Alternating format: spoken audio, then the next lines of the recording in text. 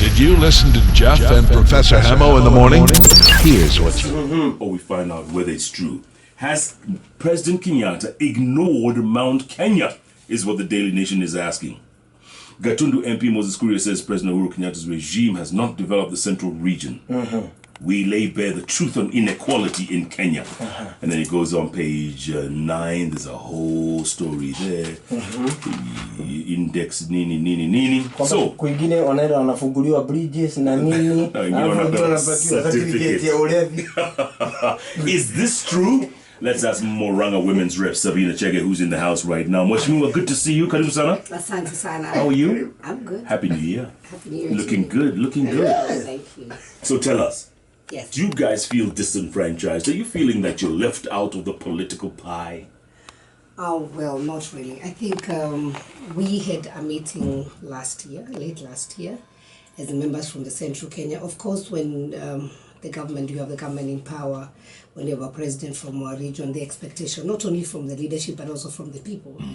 And I would say the last term, the president concentrated so much on bringing everybody on board. And so people felt like they were supposed to be given first priority. You know, even myself, when I was voted in Murang'a County, there are people who supported me, others didn't. But when it comes to development, I touch on everybody, whether you supported me or not. And I think that the spirit of bringing Kenyans together that the president did on the first term. And so there were high expectations. And of course, there's panic that he's on his second term. What is there in it for us?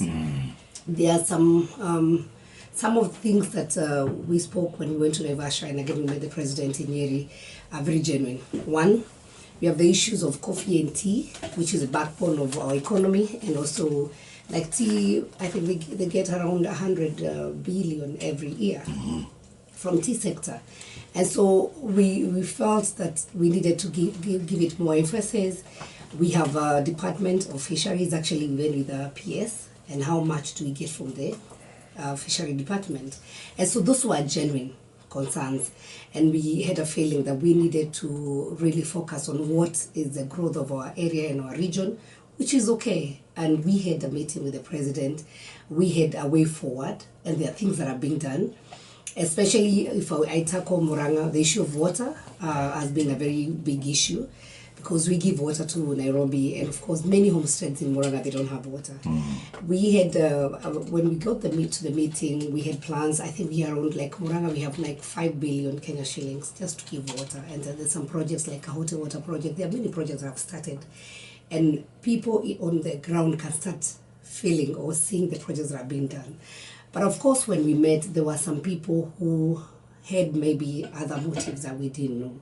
We met as a team, and our focus was not personal focus, but for the community. And some people made it personal. Yes, and it's quite selfish, because if you go and meet as leaders and agree on a few things, then one person takes it up and start blaming the president. That really was not fair. And so I was not in support of what Moses did, because we sat as a team, we agreed, the president gave us his ear, he listened to us, and we had a way forward. So going back and again and saying this has not been done and we had already addressed those issues was not fair. You know? And so for me, I will tell people that we have 3.5 years to go. You know, when you're looking at long-term goals, you not see roads or the water, you not see the roads or other projects just being done within a flash of a time. Remember, we had a general election we had a repeat election, and then of course, then when we came in, there was a lot of instability. The president has tried to come and bring peace in this nation through the handshake, and I support it. But at the same time, the way things are going, we, the politicians, are the ones who are not being fair to Kenyans. We are the ones who are the source of instability in Kenya, because when the president came in and they had the handshake with Raila Amolo Odinga, which I support, a few of us have made it there, you know, I don't know, they just want to be relevant. And so they are trying to create some extra tension. I don't know where it's coming from. And this one specifically, I want to say the male politicians. You see, for us as women, when there is instability in Kenya, we suffer. If there are fights, our kids are killed, our husbands are killed.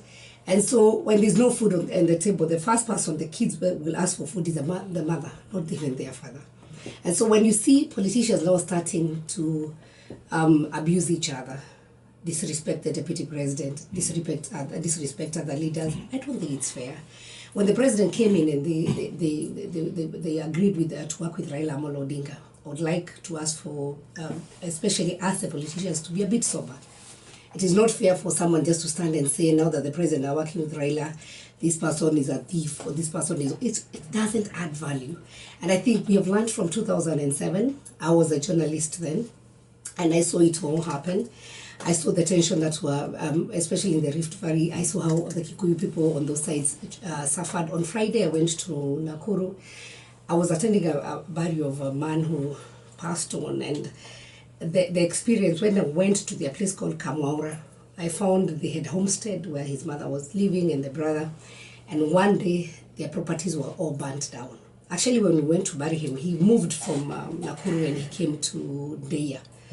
This guy settled down, and unfortunately on Sunday morning, when they had just done the water and everything, he sat down and collapsed. It was an issue, I think, an issue of high blood pressure or something like that. But he had gone through a lot. When we went to bury him, we went and buried him where his house was, and it was burnt. And I could see the tension between the two communities. Some feeling guilty and saying, why did we do this to each other? I could see there was a pain of, why did I do this to my neighbor? And when I engaged the community, they said, the Kikuyus were hardworking. They're the ones who had the cows. They were doing the greens and everything else. So they were saying, now we are suffering that we cannot even have access to milk and all those things. And I think it's a high time Kenyans now stop following us as the politicians. And I think people need to focus. Sometimes you are selfish. Why would I come and tell you today that this is a madman, tomorrow I come and tell you this is a brother? I think we need really to style up. Yeah, but when someone like David Murang'a comes out and says what he said, that was not fair. But people will be saying, you know what, he's not speaking on his own behalf. You see, that's the assumption. And the same thing, if I decide to go and say, or just go and do my pronouncement, whether I'm drunk or not drunk, and then somebody says, Sabina might not be speaking, I'm speaking on behalf of so-and-so. I think this is a high time that we start pushing the politicians and the people in power to, to take responsibility of their words. If I've been sent, let me just go and say, I, Sabina, have been sent by so-and-so to come and tell you this. But any other thing that I say should be taken in as a personal opinion. When David Murang'a spoke, he's from Murang'a, I'm from Murang'a, he didn't speak on my behalf. And I also doubt whether he did not also speak on behalf of the president, because the president has his own mouth. And we see our president has been very clear. If he wants to communicate, he doesn't need to use some small men there to go and communicate. He's the head of state. He can speak his mind. And I think even when he was going to the handshake and everything else, he never consulted anyone, because he's a person of sound mind. So let us not have excuses. When Murang'a speaks, he has been sent by this one. When Moses Kuria speaks, he has been funded. When Kimani Ngojuri starts to speak, then Joho goes and say, Baba has told us to finish the DP. If Baba wants, let him tell the public that's what he wants. And I think we need to start thinking about Kenya, not about our individual interest. Because if this country burns, we don't know where we'll go. It will burn, all of us. I liked the spirit of Kenyans when there was a Dusit attack. It didn't matter whether this was a Luo or Kikuyu, or you could see the spirit. That mama who woke up so early in the morning to go and feed our soldiers. That lady, if you followed her story, she was chased away from Kisumu because of post-election violence. And this is a hard-working Kenyan. And I think we need to start now pointing out the selfish politicians, the people who just want to speak for the sake of them being famous. I want to, the people who are just speaking so that they can be seen to be fighting for their community. But at the end of the day, it is important for those politicians to ask themselves, whatever I'm saying, is it true? Is it beneficial to this country? Will it bring unity or disunity in this nation? Because at the end of the day, Kenya is bigger than all of us. Absolutely. Nobody knows, including myself, where I'll be in 2022. So why do we need to start fighting now for 2022? And I also am a strong believer that good leaders or bad leaders are given by God. God will give us very good leaders because we are good people, because He wants us to be served well. And sometimes He'll give us very bad leaders because He also wants us to learn a lesson. I think it's more many times, not sometimes. It's a lot of the time. Yeah. Okay, so when the president appoints a chief minister and throws this spanner right in the middle of the works, what does that mean? What should we read into this? I think the most, I would like to say, misunderstood person, or the one who is not known at all, a politician in Kenya, is Uhuru Muigai Kenyatta. We have not yet studied him. We don't understand him. And I will just want to say, in Parliament, we have committees. And when we have committees, we have the chairpersons of a committee. And a chairperson of a committee can only be a member of Parliament. And so we have the 4 agendas. We have a team of CSs who are not politicians, who are technocrats. And I can tell you, government is doing so much, but the people on the ground, they cannot see what the government is doing. Why? We got guys who are not politicians. They just go and dump some money somewhere, or they do some projects quietly. Nobody knows. And I'll tell you my experience last week. I reached out because I'm a woman rep to the Women Enterprise Fund. You know, I learned that every month, women from my county are receiving more than 11 million per month from Women Enterprise Fund. And these are small groupings, you know, the women in the villages who are doing timber banking. And so I reached out to the office and I said, hey, I need to know how much you were to give for December. And January, I said, December we already given 11 million. And January we are giving 13 million. I said, in my county. And I don't know, yeah, we have officers who just go and meet the groups. And some of the groups are receiving as, you know, a lot of money, like 750,000 in a month. Wow. They also had advertised about SACCOs, and they're giving SACCOs up to 10 million. This is money going to empower people on the ground. But nobody has an idea. And I asked the officers, if I have no idea how much you have given this month, then who does? Who has the idea? And we agreed with the CEO that every time they're going to the ground, I'll be going with them. So the women's rep has no clue.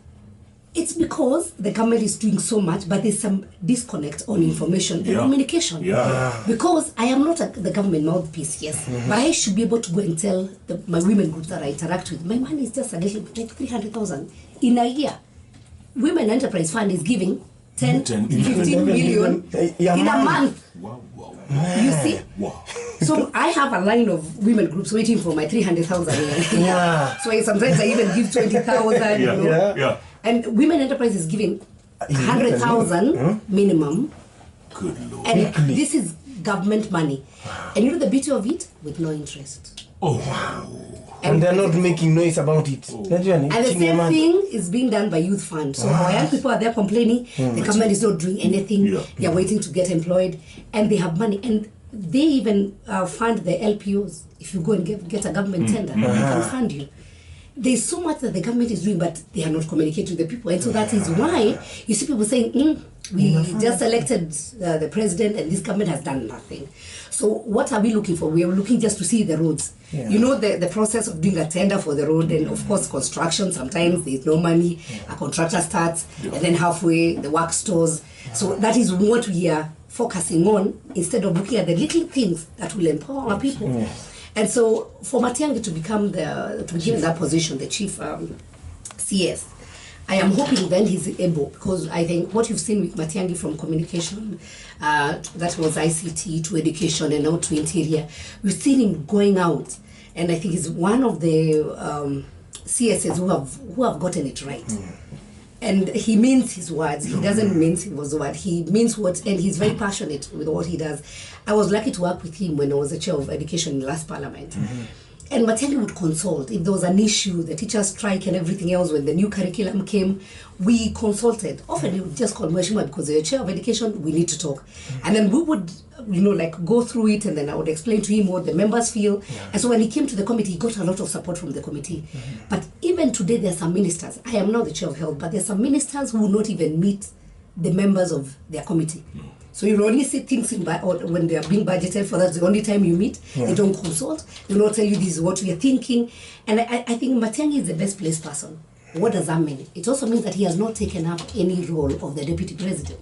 Right. Because we have the presidency. And that is why when the president leaves the country, who is in charge? It's the deputy president. it is very clear that we vote for the president, the deputy as one pack. And so I am a member of Jubilee Party. When we went to look for votes, I went to look for votes for the presidency, for Uhuru and his deputy.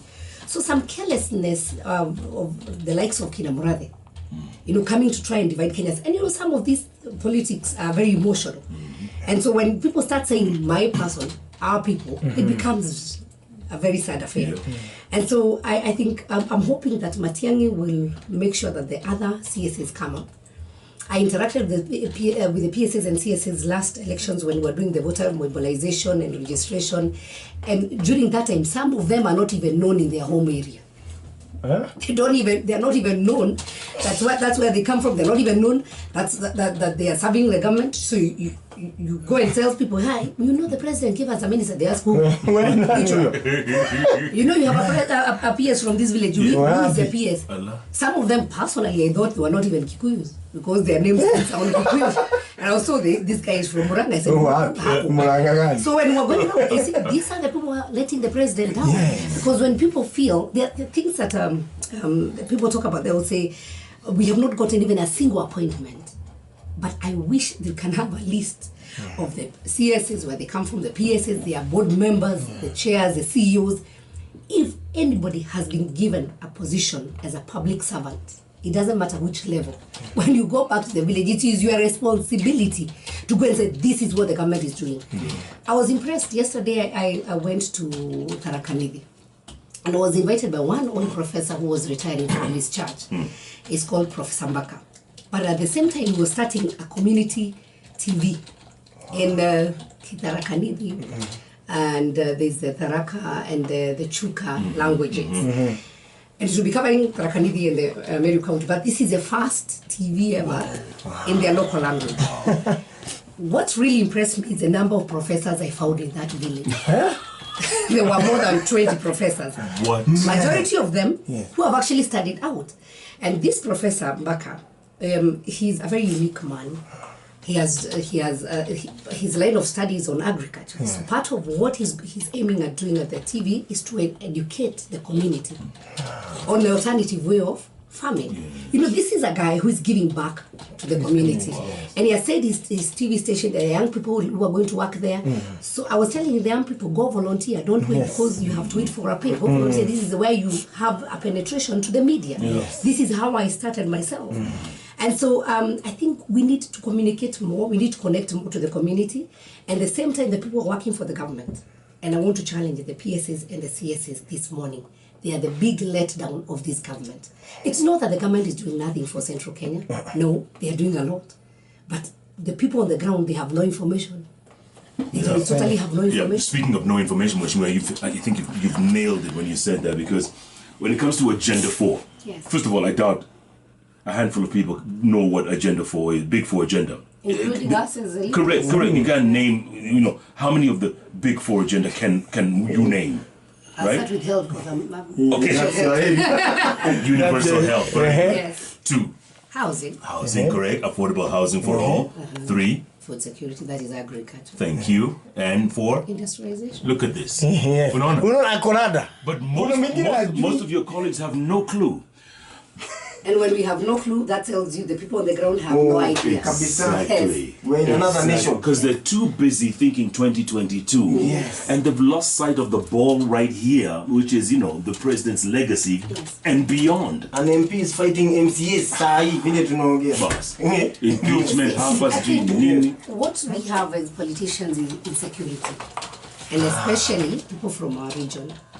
We are so insecure, we are not so sure whether we will come back tomorrow. So I have to look for an excuse of why I'm not performing.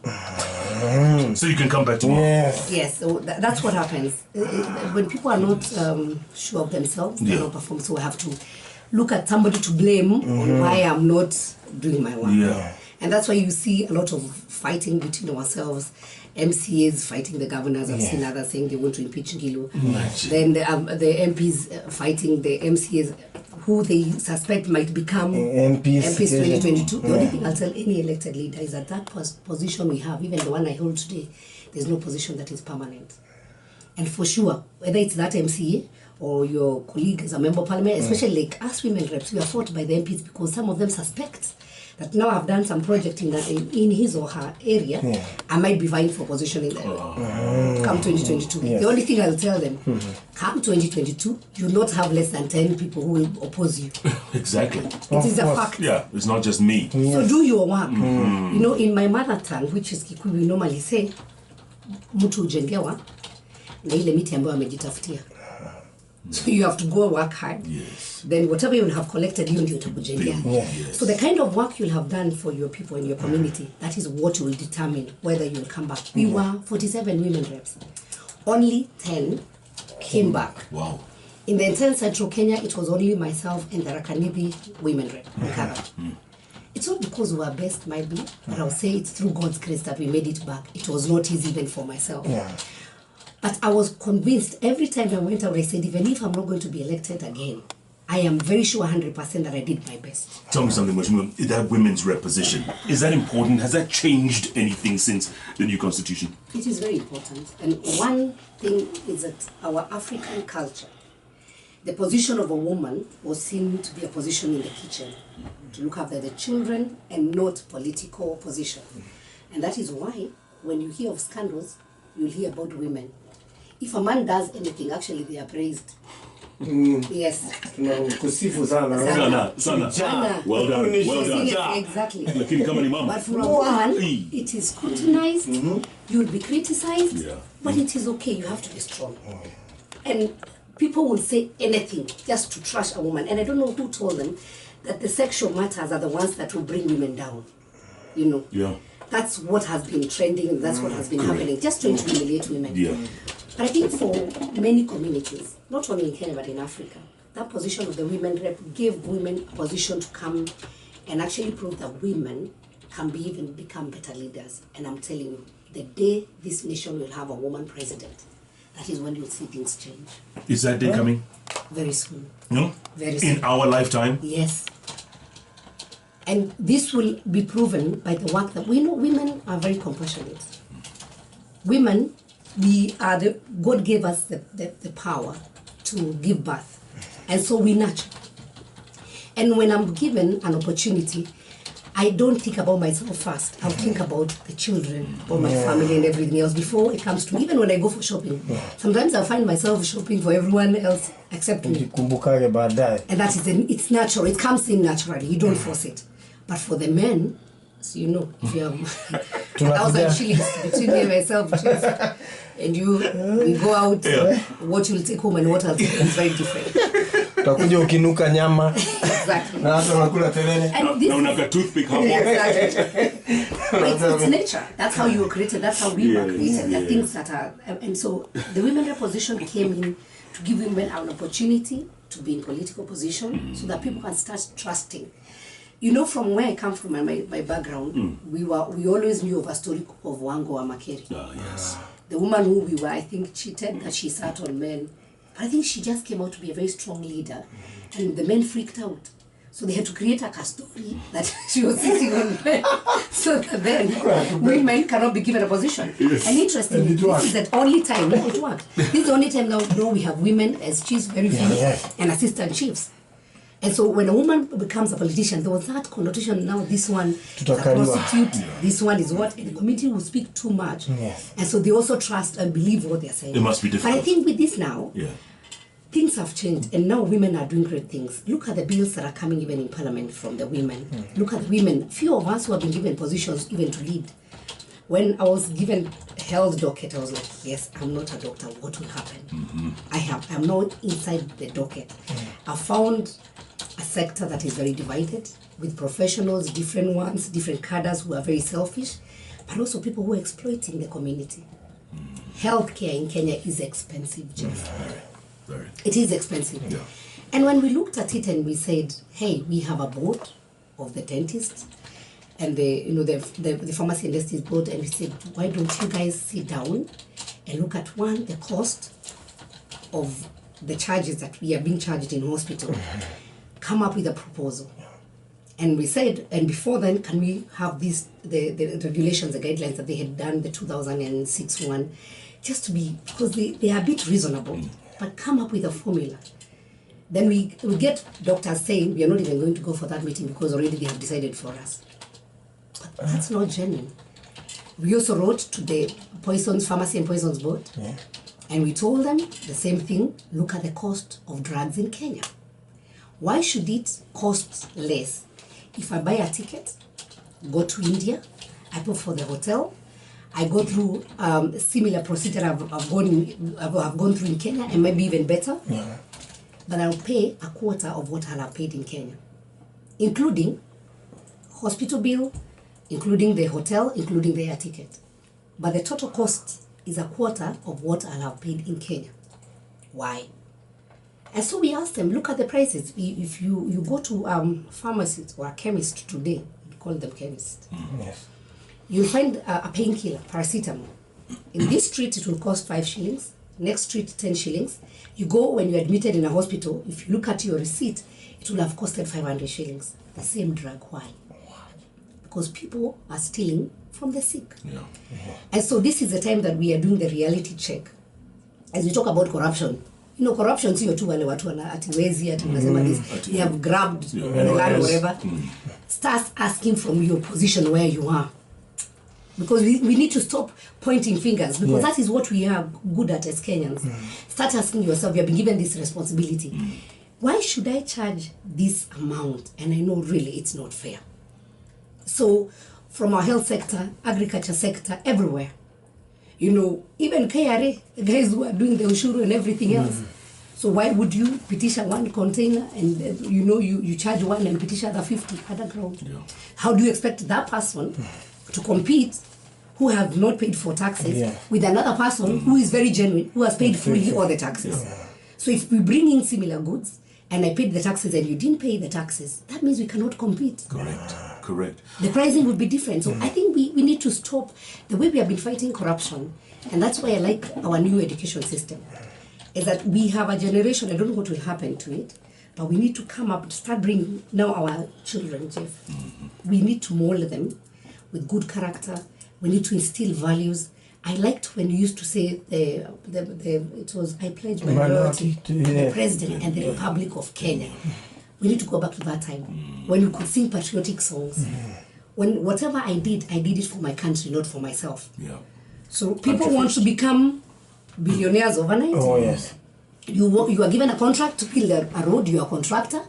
You want to eat 90% and only give back the project 10%. Others, by the time they are given a project, they first build houses for rent. And they were given money to build roads. You know, I don't know. We need. Who we cursed? Yeah. We were cursed. Something happened. Yeah, but now we cannot just sit and watch. We need to start teaching our children. And remember, they're also watching us. Whatever we do, they will copy it. No doubt. And So improve the it. education system, the way it is now, that value-based education, saying every child has a potential and everything else, that is what we need now to start looking back and say, where did we lose it? So we go back, and as a nation, we work together. We need to be more patriotic than before. We need to think about others than before. And I think as a nation, we need to ask ourselves, what's next? Let's stop this unnecessary competition, whether it's from politicians, whether it's from the media houses. Sometimes even when you're doing the coverage, instead of first going back and doing the, I did media, the ethics. Yeah. Before you announce this has been said about Sabina, please, have you done the back research? The research. Because check sometimes we are trying to compete on who breaks the news first. Yeah. And sometimes we even think about relatives. My parents had an accident. By the time you are breaking the news and sending it on social media, you have no idea that might be even the relatives of that person they might not have known. Yeah. Some of them out of the country. But you are only concentrating on the competition, on who breaks the news first. But you think about the family of that person. So there are so many things that we need to sit down and just agree on how to move forward. We have a new 2019 year, and I'm hoping that as Kenya we can do things differently. We're speaking live to Murang'a Women's Rep Sabina Chege here in the studio. She says, watch this space. Yes. One of these days. She says, one of these days. So when we are alive. In our lifetime. We're going to take a break, come back, and we'll go to the phones and we'll read your tweets. And of course, in the meantime, is a little Whitney Houston with Every Woman. Very soon. and you know what, the tweets coming in thick and fast. We'll get to that in a moment, but first, how much did I tell you that Shabiki jackpot? Anakaa more reasonable kuliko most MPs and governors combined. Mimi niko China na nafurahia chenye nasikia. Keep up. It's women, man. It's women. They're more sober. That's the bottom line, huh? We can't admit it. We'll never admit it. We can't. Lakini, let's face After it. to chapel. Wayne Wiki, I am waiting for that day when Kenya will have a woman like Sabina Chege as president. Oh yes. Wow. Gongu Kiari, I like Murang'a rep Sabina Chege. She knows what she was elected to do. Can she be the first DP when the right time comes? Hey. Asiseme mapema tumulime. Sai nyamazia.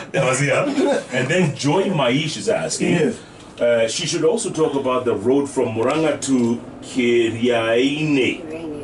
It's a total mess, Nina Kashamba. The works are ongoing. I don't know when the last time she was there. He's already a contractor. Okay. I think the last time we were there, the homecoming of Dede Nyoro, we addressed the issue, and the Deputy President spoke about it. We spoke to the CS Masharia, the CS for Roads and Infrastructure, and I was in communication with the guy who is in charge of our roads, Wanjohi, and already the contractor is on the ground. So very soon things will change for Murang'a Kiriaini Road. Nice. Wala mwingine hapa Kegoda. Anasema Mulade speaks for me. In politics is man for himself, God for us all. Jesus paid all our debts on the cross. We are machia Mungu hii dunia. Hii nchi yani imefika hapo. My goodness. That's his opinion. I think Masha DX of Taxify says, Jeff, please big up Mheshimiwa Sabina Chege. She's a focused woman with sober mind. Maitoa County. me. I like this. Simon Masharia. Yes. I'm a comment on what you said. That in news now we compete to just break the news. We don't care. We don't double check. We don't triple check. Nani ameweka wa kwanza? The age of social media. Put it weka. Spelling mistakes zimepotea. Let them know. Can you imagine? That would have never happened in our time. Never, but nobody cares. Impress. Let them know tunampenda. That's a beautiful way to do it. Do your male counterparts, do they give you support as well? Do you find it, or do they consider you like, oh, those women rep, they're not really politicians? No, I've not had a problem with my colleagues. And I think now it's we've gone beyond being just a woman. It's the value in what you offer. And especially my committee, I deal with doctors. I think 3/4 of them, 15, we are 18, 14 out of 18, they are doctors. Wow. And they respect me, of course. The majority of them, we only 4 women, the rest are men. Yeah. I've never had any opposition or people trying to look down at me as a woman. It all depends with what the kind of leadership you offer. Yeah. And so I've gotten a lot of respect from my colleagues, and I can't complain about them. I think the bottom line is what you have to offer. Even when you come to Parliament, the kind of argument you give. And I think if you're given an assignment, how you do it, that's where you get the respect from. Empress Zippy says, let her know to Nampenda. George Jalango says, she's an embodiment of soberness. Bravo, bravo, bravo. Look, there are, 4 women governors right now, yeah? Charity Ngilu, Minji, Joyce Laboso, and it's 3. 3. Good Lord. 3 out of 47. How do you think they're doing so far?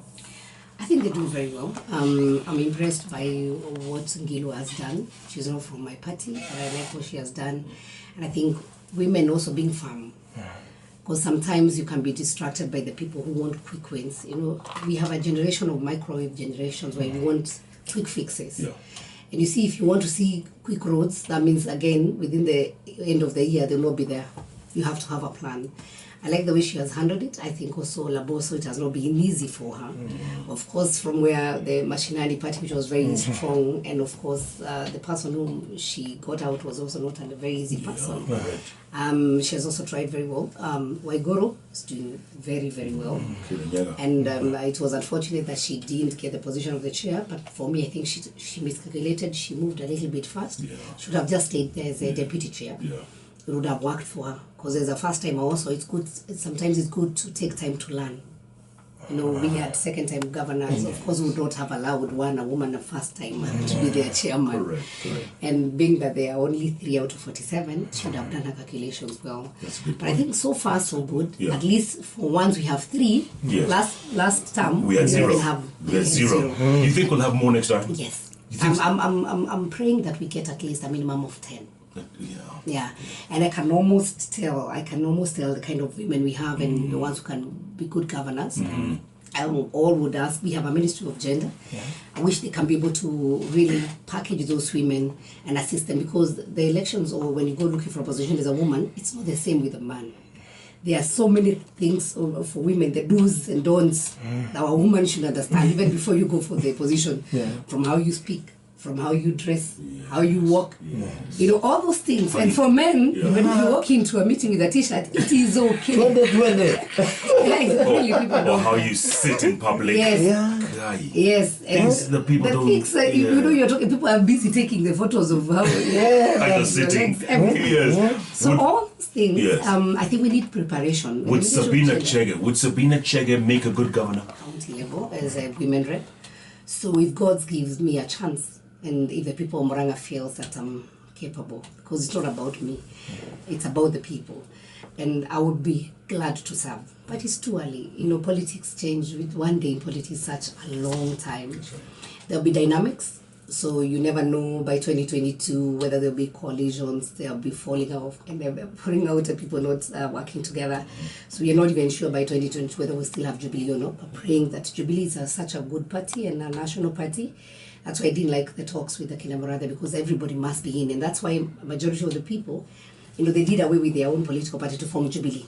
And the president explained to us very well that at 2013 they started bringing in together the two communities that always fought, which was Kalenjin and Kikuyus. And so he achieved that. They said, if we stay in our tribal, small political briefcase parties, and that's what I've seen, that people again going back and reviving some parties that were dead, which is not fair. The president said, let's have one party. So it's not about TNA, URP, and other small parties that the Merus have their party, the Kikuyus, Kalenjins have their party, and we go to one national party, Jubilee. I pray that Jubilee stays and stands the test of time. Because it has been unfortunate that in Kenya, every year, electioning year, we have a new party. Yes. So party are like just buses that drive you from one stage to another. Ukifika unashuka. Yeah, really. But it's good to have a strong political party. And I believe, even when we were doing the amendment and this gender bill that became the issue about women, actually some members of parliament saying very nasty things about women. The gender bill was not about women. It's about either gender. If you look and even walk into majority of our universities today, even the corporate, we have now women who are in positions. So right now it can be women who are, we are trying to create some spaces for women. And you know what? The county assemblies have their formula, Senate have their formula. It's only the National Assembly that doesn't have a formula on how to do the gender top-up. But somehow, we are not able to do our own formula. And we are busy criticizing other institutions that they are not doing their job. I think one of the challenges that we have as a National Assembly, and I want to own up, is that sometimes we have unnecessary competition within ourselves. That when you think you say women, when women are elected, so we get nominations from as the slave queens. I think we have women who have been nominated and have done very well, and they have even gone out and got their positions, like Leisula Nesuda. We had Mother Wangari from Gigiri. We have several women. But at the same time, the problem of slave queens is brought by the men. Because it's not a woman who brings another woman, or the slave queen, as they were called. I don't know who those ones are, because I don't see any slave queen in parliament.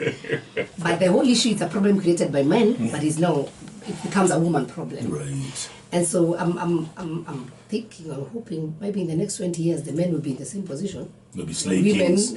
No, not even slave kings. When they'll be looking out for these positions for nominations. Because all this was to bring the gender balance. Correct. And so I'm hoping when you go back to Parliament that we will pass the gender bill. We know we go ahead to shelf it off, and soberly, not seeing it as a women agenda, but an agenda for gender balance. And that means then if you have more women, they're not going to come in this time, but 2022. If you have more women governors, if you have more women MCAs, if you have more women members of Parliament, the nominations will also come down. So the Ministry of Gender should come up with a way of trying to prepare these women for the leadership position. It's just some little bit of assistance. It starts even from financials. Majority of us, if you have your husband, you have to sit as a family and budget. And you're given this is the only money you can use for siasa. You know. Yeah. But for a man, he doesn't have to ask anyone. He uses his money as he wishes. Yeah. So it's different from that kind of support. There are hours that it's a no goes on time for women. You know, sometimes political meetings are done up to midnight. As a woman, unarudi home after midnight umetoka. So unless you have a husband who is willing to be with you, tag along and sit there and see you, you know. Yeah. So a lot of mistrust comes in, and also some of us are young, we have families. How do you then balance between your family and the politics? Because you can be a very good politician for 5 years, then after that, when you go back home, you are a stranger to your own children. Yes. And you see the role of a mother, nobody can replace it. Wanakuita uncle. The fathers, you know, sometimes they get away with it. But for the mothers, your presence needs to be felt by your children. So there's a lot of balancing and training that needs to be done. But all this said and done, 2022, I'm hoping we'll have more than 10 women governors. At least around 10 or so women senators. And then for members of parliament, we moved from 16 to 24. We lost one through cancer. We are hoping then we'll have at least a minimum of 40. That means if we get 40 members of single constituency, we might only need to nominate 10. And that will be done. Yeah, so we'll be fine. Wow, the future looks good. And watch this space with Murang'a Women's Rep Sabina Chege. Watch this space. As always, thanks so much for your time, my dear. Good to see you. Good to see you too. Thank you for the opportunity.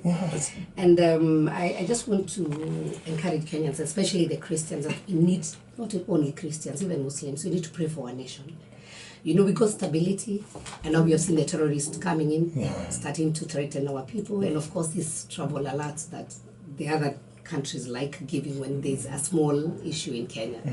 Let us be vigilant, let us be alert from our places of worship to our bus stations to the matatus. In case you see anything, report to the police. I want just to thank our security forces. I think they have been moving very fast now. We have seen them coming out strong, and I think even the terrorists now, they have to sit and re-strategize. So we pray we have a good nation, we have a good country. Every time I travel out, I miss Kenya. And Kenya is a very beautiful country, from the weather to everything else. You don't have extremes. So let us protect what gave us. It was a privilege that we were born in this country. Let us all protect this country selfishly. Kabisa. Kwa sababu hatuna Kenya ingine ni moja. Lakini tuombe Kenya, tuombe viongozi pia, because sometimes, you know, sisi ndio tunaharibu. Tuombe tu roho washuke. We are our own worst enemies sometimes. And so that we can love each other for the betterment of this nation. Murang'a Women's Rep Sabina Chege. What a guest. This is what we call candid interviews with decision makers. Chege and Professor Hamo every day, Monday to Friday from 6 a.m. to 10 a.m. only on Hot 96.